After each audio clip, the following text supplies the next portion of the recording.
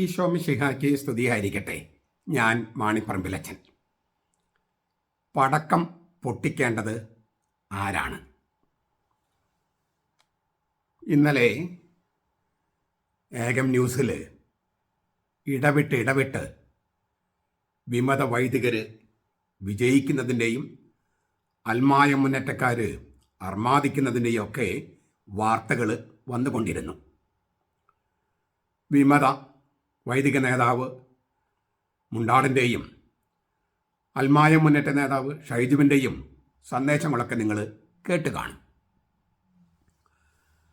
സഭാ സ്നേഹികൾ ആകെ തോറ്റമ്പി എന്നും വിമതർ എല്ലാ കാര്യത്തിലും വിജയിച്ചുവെന്നും നിങ്ങളിൽ ചിലരെങ്കിലും വിചാരിക്കുന്നുണ്ടാകാം. സഭാവിശ്വാസികളിൽ ചിലർക്കെല്ലാം നിരാശ അനുഭവപ്പെട്ടിരിക്കാം എന്നും കരുതുന്നുണ്ടാവാം. ചിലർ കരഞ്ഞ് കണ്ണ് കലങ്ങി പോയി എന്ന് വിചാരിക്കുന്നുണ്ടാകാം.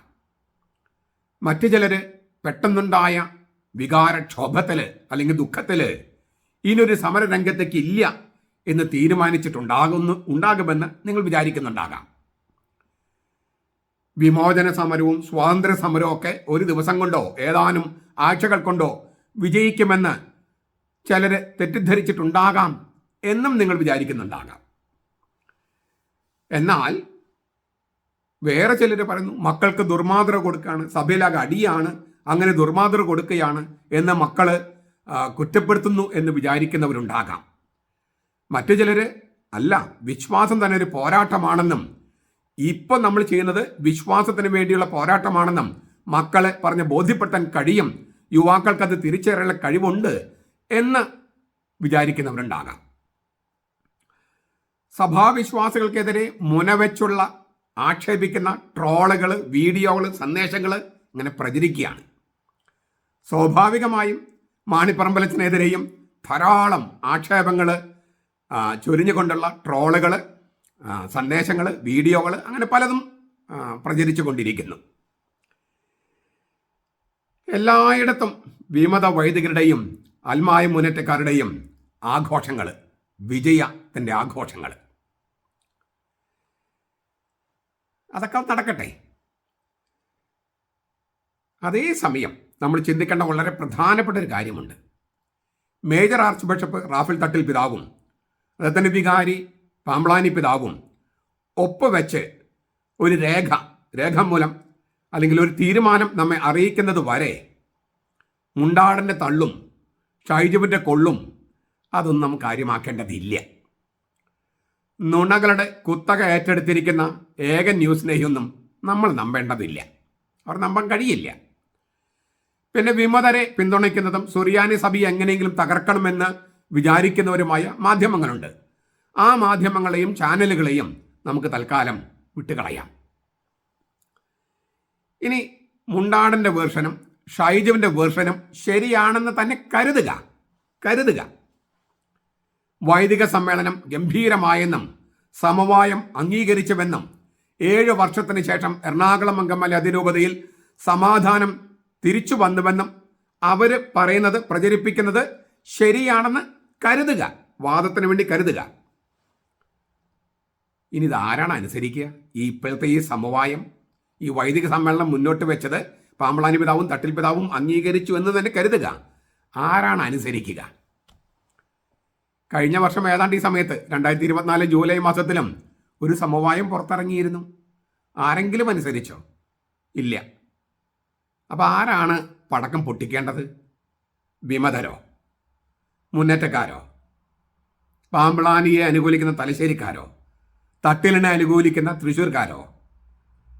അതോ ഇതെല്ലാം കണ്ടു രസിച്ച് സീറോ മലബാർ സഭ നാശത്തിലേക്ക് കൂപ്പുകുത്തുന്നു, അല്ലെങ്കിൽ സീറോ മലബാർ സഭയെ നാറ്റിച്ചിരിക്കുന്നു എന്ന് കണ്ടിട്ട് രസിക്കുന്നവരോ? അവരാണ് പടക്കം പൊട്ടിക്കേണ്ടത്. ഈ ഒറ്റക്കെട്ടെന്ന് അവകാശപ്പെടുന്ന വിമതരും അൽമായ മുന്നേറ്റക്കാരും പല ഗ്രൂപ്പുകളാണ്. ഞാൻ മുമ്പേ പറഞ്ഞിട്ടുണ്ട്, ഒരു ഗ്രൂപ്പ് ഒരൊറ്റ ഏകീകൃത കുർബാനയും ചൊല്ലാൻ തയ്യാറല്ലാത്ത ജനാഭിമുഖം എന്ന ലിറ്റർജിക്കൽ വേരിയന്റ് മാത്രം മതിയെന്ന് കരുതുന്ന ഭീകരവാദികളുടേതാണ്. അവരുടെ നേതാവ് ആരാണെന്ന് ഞാൻ പറയേണ്ട കാര്യമില്ലല്ലോ, എല്ലാവർക്കും വ്യക്തമാണ്. വേറൊരു ഗ്രൂപ്പ് കൂരിയായെ പുറത്താക്കുക, അങ്ങനെ അധികാരം പിടിച്ചടക്കുക എന്ന മുഖ്യ അജണ്ടയുള്ളവരാണ്. മൂന്നാമതൊരു ഗ്രൂപ്പ് ഷൈജുവിൻ്റെ നേതൃത്വം മാത്രം സ്വീകരിക്കുന്ന വിമത വൈദികരുടേതാണ്. അവർക്ക് ഏതെല്ലാം താല്പര്യങ്ങളുണ്ടെന്ന്, ലക്ഷ്യങ്ങളുണ്ടെന്ന് അവരുടെ വീഡിയോസ് കണ്ടാൽ, ഷൈജുവിൻ്റെയൊക്കെ വീഡിയോസ് കാണുന്നവർക്ക് എളുപ്പം മനസ്സിലാകും. അതിൻ്റെ വിശദാംശങ്ങളിലേക്കൊന്നും പോകാൻ ഞാൻ ആഗ്രഹിക്കുന്നില്ല. പിന്നെ മറ്റൊരു ഗ്രൂപ്പുണ്ട്. ആ ഗ്രൂപ്പ് ഇങ്ങനെ ഈ മാർപ്പാപ്പയ്ക്കെതിരെ ഒക്കെ ഒരു നിലപാടെടുക്കുന്ന തരത്തിലുള്ള തീരുമാനമൊന്നും എടുക്കാൻ പാടില്ല, സഭയിൽ നിന്ന് പുറത്തു പോകാൻ പാടില്ല, സ്വതന്ത്ര സഭയിൽ നിന്നും പറ്റില്ല, അങ്ങനെ ചിന്തിക്കുന്നവരുടേതാണ്. ഇങ്ങനെ പല തട്ടിൽ നിൽക്കുന്ന വിമത വൈദികരും അൽമായും മുന്നേറ്റക്കാരും പല ഗ്രൂപ്പുകൾ അങ്ങനെയൊക്കെ നിൽക്കുമ്പോൾ, അവരുടെ ഈ ഒറ്റക്കെട്ട് ഇങ്ങനെ നിൽക്കുമ്പോൾ, പിന്നെ ആ ഒറ്റക്കെട്ടിൽ നിന്ന് കുറേ അധികം പേര് സഭയുടെ കൂടെ നിൽക്കുന്നവരും ഏകീകൃത കുർബാന ചൊല്ലുന്നവരൊക്കെ ഉണ്ട്. അപ്പോൾ ആരാണ് ശരിക്കും പടക്കം പൊട്ടിക്കേണ്ടത്? ഒറ്റക്കെട്ടുകാരോ അതോ ഒറ്റക്കെട്ടിങ്ങനെ അഴഞ്ഞ് കുഴഞ്ഞ് ആശയക്കുഴപ്പത്തിലായി കെട്ട് എപ്പോൾ വേണമെങ്കിലും പൊട്ടാം എന്ന മട്ടിൽ നിൽക്കുന്നവരോ? ആരൊക്കെയാണ് പടക്കം പൊട്ടിക്കേണ്ടത് തീരുമാനിക്കുക. പിന്നെ ഞാൻ കഴിഞ്ഞ ദിവസങ്ങളിലൊക്കെ, നിങ്ങൾ ധാരാളം പേര് വീഡിയോസ് കണ്ടിട്ടുണ്ട്, കഴിഞ്ഞ ദിവസങ്ങളിൽ ഞാൻ പറഞ്ഞതിൽ നിന്ന് വ്യത്യസ്തമായിട്ട് എന്തെങ്കിലും ഒരു തീരുമാനം ഇപ്പോൾ വരുന്ന വാർത്തകളിൽ, ആ വാർത്തകളൊക്കെ ശരിയാണെങ്കിൽ ഉണ്ടായിട്ടുണ്ടോ? ഏതെങ്കിലും ഒരു തീരുമാനം? ഞാൻ ഇന്നലെ പറഞ്ഞിരുന്നു തീരുമാനങ്ങളും ഭവിഷ്യത്തുകളും. അതിനു മുമ്പ് പറഞ്ഞിരുന്നു ജനാഭിമുഖം അനുവദിച്ചാൽ എന്താ കുഴപ്പം എന്ന വീഡിയോ. നിങ്ങൾ ആ വീഡിയോസ് കാണൂ. അതിൽ ഞാൻ പറഞ്ഞ തീരുമാനങ്ങളല്ലാതെ, അല്ലെങ്കിൽ ഉണ്ടാകാൻ സാധ്യതയുള്ളത് ഇതാണെന്നല്ലാതെ മറ്റെന്തെങ്കിലും ഒരു തീരുമാനം ഇതുവരെ പുറത്തു വന്നിട്ടുണ്ടോ? ഇല്ല. ഇപ്പം ഈ പുറത്തു വരുന്ന വാർത്തകൾ ശരിയാണെങ്കിലത്തെ കാര്യമാണ് ഞാൻ പറയുന്നത് കേട്ടോ. അതുകൊണ്ട് നിങ്ങൾ ആ പ്രസ്ബിറ്റേറിയത്തിൻ്റെ തീരുമാനങ്ങളും ഭവിഷ്യത്തുകളും ഇന്നലത്തെ വീഡിയോ, അതിനു മുമ്പത്തെ വീഡിയോ ജനാഭിമുഖം അനുവദിച്ചാൽ എന്താ കുഴപ്പം, അങ്ങനെയുള്ള വീഡിയോസ് നിങ്ങൾ കാണുക. ഇപ്പോൾ വന്നിരിക്കുന്ന വാർത്തകൾ, അതായത് തീരുമാനങ്ങൾ എന്ന് പറഞ്ഞ് പ്രചരിക്കുന്ന വാർത്തകളും അതിൽ പറഞ്ഞിരിക്കുന്ന കാര്യങ്ങളും നിങ്ങളൊന്ന് ഒത്തുനോക്കുക. എന്നിട്ട് ഞാൻ പറഞ്ഞതിൽ വ്യത്യസ്തമായിട്ട് എന്തെങ്കിലും സംഭവിച്ചിട്ടുണ്ടോ എന്ന് ചൂണ്ടിക്കാണിക്കുക. വാസ്തവത്തിൽ ഒരു യൂട്യൂബറായി നിങ്ങൾ എന്നെ കണക്കാക്കുകയാണെങ്കിൽ, ഞാൻ അങ്ങനത്തെ ഒരാളല്ല, ഞാൻ സഭയ്ക്ക് വേണ്ടി നിൽക്കുന്ന ആളാണ്. ഇനി ഒരു യൂട്യൂബറാണെന്ന് കണക്കാക്കാമെന്ന് വിചാരിക്കുക. അങ്ങനെയാണെങ്കിൽ ഞാനല്ലേ ശരിക്കും പടക്കം പൊട്ടിക്കേണ്ടത്? എൻ്റെ പ്രവചനങ്ങളല്ലേ അച്ചട്ടായി നിവൃത്തിയായിരിക്കുന്നത്? പടക്കം പൊട്ടിക്കുന്നതിന് പകരം നേതൃത്വത്തിൻ്റെ കാരണം നോക്കി ഒന്ന് പൊട്ടിക്കാനാണ് എനിക്ക് തോന്നുന്നത്. അത് അവരോടുള്ള ദേഷ്യം കൊണ്ടല്ല, അവർ സഭ ഇതുപോലെ നാറ്റിക്കുന്നതിൻ്റെ ആ ഗൗരവം അവരെ മനസ്സിലാക്കി കൊടുക്കാനുള്ള ഒരു മാർഗം. ഇനി ഇതൊന്നുമല്ല ഈ വീഡിയോയിൽ ഞാൻ പറയാൻ വന്നത്. ഈ വീഡിയോയിൽ എനിക്ക് പറയാനുള്ളത് വേറെ ചില കാര്യങ്ങളാണ്. ഒന്ന്, ഇന്നലത്തെ വൈദിക യോഗത്തിൽ സീറോ മലബാർ സഭയുടെ major arch bishop Raphael Thattil പിതാവ് ചെന്ന് അധ്യക്ഷം വഹിച്ചതോടെ അത് ഔദ്യോഗിക മീറ്റിംഗ് ആയിട്ട് മാറി, ഔദ്യോഗിക വൈദിക യോഗമായിട്ട് മാറി. പോകരുത്, അദ്ദേഹത്തിന് തന്നെ കെണിയാകുമെന്ന് ബോധ്യപ്പെടുത്താൻ 100ഓളം പേര് മൗണ്ട് താമസിൽ പോയിരുന്നു. അവരാണ് തന്റെ ശത്രുക്കൾ എന്നാണ് അദ്ദേഹം കരുതിയിരുന്നത്. ഏതായാലും അവരെ കേൾക്കാതെ അദ്ദേഹത്തിനും ഈ വൈദിക യോഗത്തിന് പോയി അധ്യക്ഷ സ്ഥാനത്ത് ഇരുന്നു. ഇപ്പോൾ വരുന്ന വാർത്തകളാണ് അവർ തീരുമാനിച്ചതെങ്കിൽ,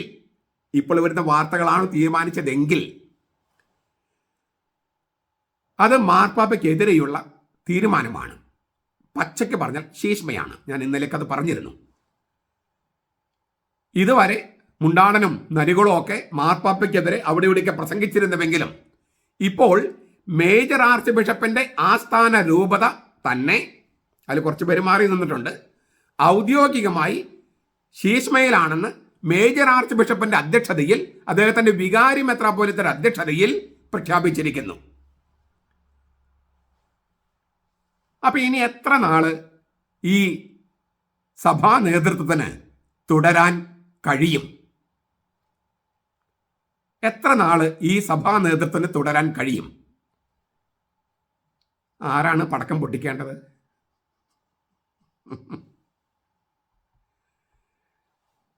ഇപ്പോൾ ഉള്ളിൽ ഊറിയൂറി ചിരിക്കുന്നത് പാമ്പളാനി പിതാവായിരിക്കാം. തട്ടിൽ പിതാവിന് വെച്ച കെണിയിൽ തട്ടിൽ പിതാവ് വീണു, പാമ്പളാനി പിതാവ് തലയൂരും.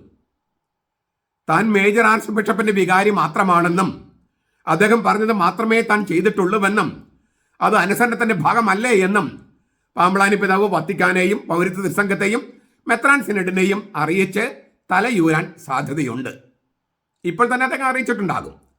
മറ്റ് മെത്രാന്മാർ ആലോചിച്ച് വരുമ്പോഴേക്കും പാമ്പ്ളാനി പിതാവ് എത്തേണ്ടിടത്തൊക്കെ കാര്യങ്ങൾ എത്തിച്ചിട്ടുണ്ടാകും. അദ്ദേഹത്തിന്റെ ബുദ്ധിസാമർത്ഥ്യത്തിന് ആകർഷമായി ഓശാന പറഞ്ഞ ചില മെത്രാന്മാരുണ്ട്. അവര് ഒത്താശ ചെയ്ത് കൊടുത്തിട്ടുണ്ടാകും.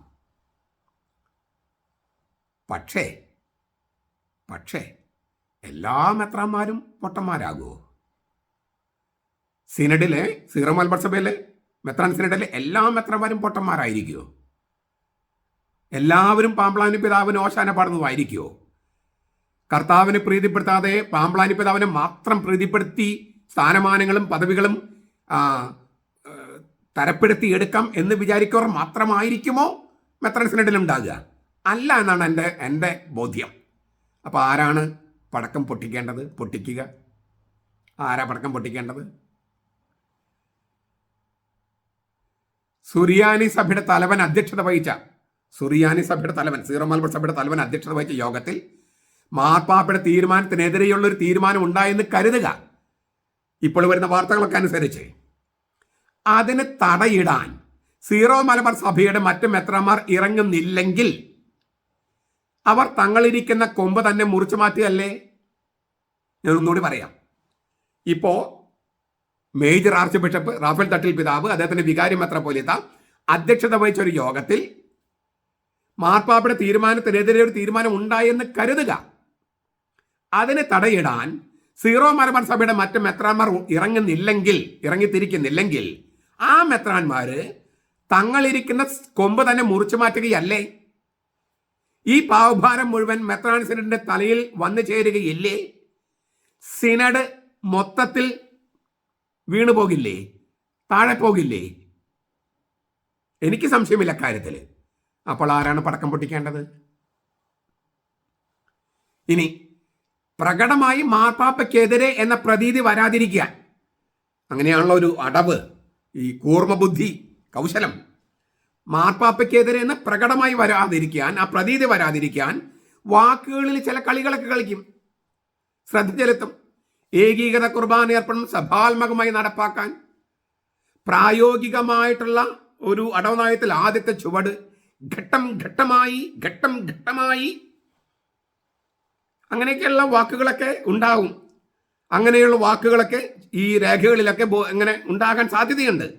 മാർപ്പാപ്പയ്ക്കെതിരെയല്ല എന്ന് വരുത്തി തീർക്കാനുള്ള ചില ശ്രമങ്ങൾ അതൊക്കെ എഴുതി പിടിപ്പിക്കും. പക്ഷെ ഈ അടവ് നടക്കുവോ? അടവ് നയം നടക്കുവോ? ആദ്യ ചുവടുവെപ്പ് തന്നെ പിഴക്കില്ലേ? അപ്പോൾ പണ്ടത്തെ ചങ്കരൻ തെങ്ങുമ്പോ തന്നെ ആ അവസ്ഥ വരും. ഇത് ഇനിയും നീണ്ടുപോകും. ഇനി അടുത്ത മെത്രാൻ്റെ ഊഴം വരും. കരിയിൽ പോയി, ആലഞ്ചേരി പോയി, ആൻഡ്രൂസ് പോയി, ബോസ്കോ പോയി, തട്ടിലും പാമ്പ്ളാനിയും പോകും. എത്ര പേരുടെ ഊഴം കഴിഞ്ഞു? ഇനി രാജിവെക്കാനായി അടുത്ത ആളെ മെത്രാഭിഷേകം ചെയ്ത് അയക്കും. എന്തൊരു ഭാഗ്യമാണത്! എത്ര പേർക്കാണ് ഏതാനും കൊല്ലങ്ങൾക്കിൽ എത്ര പേർക്കാണ് എറണാകുളം അങ്കമാലി അതിരൂപതയുടെ ചാർജായിട്ട് വരുന്നത്? എല്ലാ കൊല്ലവും പുതിയ മെത്രാന്മാർ വരും. എല്ലാ കൊല്ലവും. അച്ഛന്മാർക്ക് 3 കൊല്ലൊക്കെയാണ് സാധാരണ പറയുക നമ്മുടെ നാട്ടിൽ. യൂറോപ്പിലൊക്കെ ഏതാണ്ട് ആജീവനാന്താണ്. 30 കൊല്ലം 35 കൊല്ലമൊക്കെ ഒരേ വികാരി അച്ഛനാണ് ഇടവകയിൽ. മര്യാദയ്ക്ക് ഇരിക്കാനായിട്ട് നല്ലതാണ് ഒരു നിലയ്ക്ക്. അത് ദോഷങ്ങളുണ്ട്, ഗുണങ്ങളുണ്ട്. ഏതായാലും എല്ലാ കൊല്ലവും ഓരോ മെത്രാന്മാരെ പുതുതായിട്ട് വാഴിക്കാനായിട്ട് എറണാകുളം അങ്കമാലിക്ക് കഴിയും. അത് വിമതർ അൽമായി മുന്നേറ്റക്കാരും നേടിയെടുക്കുന്ന ഗംഭീരമായ കാര്യമാണ്. അവർക്ക് 3 കൊല്ലമുണ്ടെങ്കിൽ മെത്രാന് 1 കൊല്ലം, മേജർ ആർച്ച് ബിഷപ്പിനും 1 കൊല്ലം 2 കൊല്ലമൊക്കെ അങ്ങനെ. അപ്പോൾ മിക്കവാറും ഇപ്പോഴുള്ള എല്ലാ മെത്രാന്മാർക്കും വേണമെങ്കിൽ മേജർ ആർച്ച് ബിഷപ്പ് ആകാം. ഓരോ കൊല്ലത്തേക്കും ഓരോ മേജർ ആർച്ച് ബിഷപ്പ്. ഇതൊക്കെ ഇങ്ങനെ വരുത്തി തീർക്കുന്നത് ചെറിയ കാര്യമാണോ? മറ്റോ ഏതെങ്കിലും സഭയിൽ നടക്കുമോ? അപ്പോൾ ആരൊക്കെയാണ് പടക്കം പൊട്ടിക്കേണ്ടത്? ഇനി ഒരു കാര്യം കൂടി.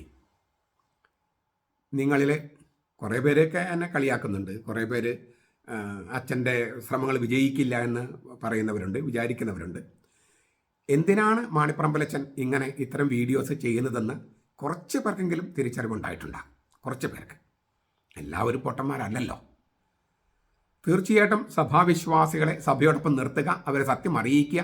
ഈ നുണ മാത്രം പ്രചരിപ്പിക്കുന്ന ഏകൻ ന്യൂസും അതുപോലുള്ള ചാനലുകളും അത് പറയുന്നതല്ല ശരി എന്ന് ബോധ്യപ്പെടുത്തുക.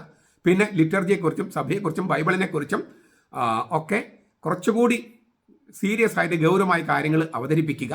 അതൊക്കെയാണ് ലക്ഷ്യമെന്ന് നിങ്ങൾക്കറിയാം കുറച്ചൊക്കെ. അത് കൂടാതെ ചില ലക്ഷ്യങ്ങൾ കൂടി ഇല്ലേ? ഈ സുറിയാനി കത്തോലിക്ക സഭ എന്ന് പറഞ്ഞ സീറോ മലബാർ സഭയിലെ നേതൃത്വത്തിലുള്ളവർക്ക് ചില മുന്നറിയിപ്പുകൾ, ചില സൂചനകൾ, ചില സന്ദേശങ്ങൾ ആ വീഡിയോസ് ഗൗരവത്തോടെ വീക്ഷിക്കുന്നവരുണ്ടെങ്കിൽ, ഞാൻ പറയുന്ന കാര്യങ്ങളുടെ മുന അവർക്ക് മനസ്സിലാകുന്നുണ്ടെങ്കിൽ, അവ ഗൗരവത്തോടെ എടുക്കുന്നുണ്ടെങ്കിൽ, ഈ സഭയെ ബാധിച്ച ക്യാൻസർ മാറ്റാനുള്ള മരുന്ന് അവിടെ കണ്ടെത്തിയിട്ടുണ്ടാവില്ലേ? ഉണ്ടാകുമെന്ന് ഞാൻ വിചാരിക്കുന്നു. എല്ലാറ്റിലും ഉപരിയായി ഞാൻ എപ്പോഴും പറയുന്നൊരു കാര്യമുണ്ട്. നമ്മൾ കർത്താവ് ഈശോ മിശിഹായിലാണ് വിശ്വസിക്കുന്നത്. നിങ്ങൾ ഇന്നലത്തെ എൻ്റെ വീഡിയോസ് നിങ്ങൾക്ക് എത്ര പേര് കാണാൻ പറ്റിയെന്ന് ഞാൻ നോക്കിയില്ല. ഈ ഒരുപാട് തിരക്കുള്ള ദിവസമായതുകൊണ്ട് ചിലപ്പോൾ കണ്ടു കാണില്ല. ഇന്നലെ ഞാൻ 8 വീഡിയോസ് ഇട്ടിട്ടുണ്ട്. നിങ്ങൾ ആ സമയമുണ്ടെങ്കിൽ, ഇന്നലത്തെ വീഡിയോസ് നിങ്ങൾ ഒന്നുകൂടി കേൾക്കണം. അതിനകത്ത് ഞാൻ സങ്കീർത്തനങ്ങളും ചെറിയ വിഷമമൊക്കെ ഉണ്ട് അതിനകത്ത്. കാരണം ഈ സഭാ നേതൃത്വം ഇങ്ങനെ പോകുന്നതിലുള്ള വേദനയും സങ്കടവും ഒക്കെ അതിനകത്തുണ്ട്. പക്ഷേ എങ്കിലും അതിനകത്തൊക്കെ ഞാൻ കർത്താവ് ഈശോ മിശിഹ അനുഭവിച്ച വേദനകളുടെ കൂട്ടത്തിലാണ് ഇപ്പോൾ സഭാവിശ്വാസികളുടെ വേദനയെ ഉൾപ്പെടുത്തിയിരിക്കുന്നത്. ഈശോ മിശിഹ കടന്നുപോയ പീഡാനുഭവം, അതിലൂടെ സഭാവിശ്വാസികൾ കടന്നു പോകുന്നു. അപ്പോൾ ഈശോ മിശിഹയ്ക്കുണ്ടായ ഒരു ഉയർപ്പില്ലേ, ആ ഉയർപ്പ് ഈ സഭാവിശ്വാസികൾക്കും സഭയെ സ്നേഹിക്കുന്നവർക്കും ഉണ്ടാകില്ലേ?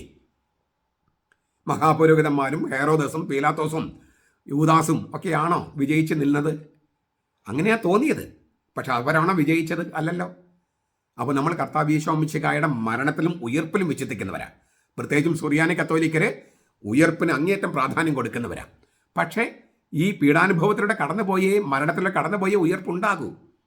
അപ്പോൾ നമ്മുടെ സഭ നശിച്ചു പോകുകയാണ് എന്ന് കരുതരുത്. വിജയത്തിലേക്കാണ് പോകുന്നത്. അത് ഈ പീഡാനുഭവത്തിലൂടെയും മരണത്തിലൂടെയുമാണ്.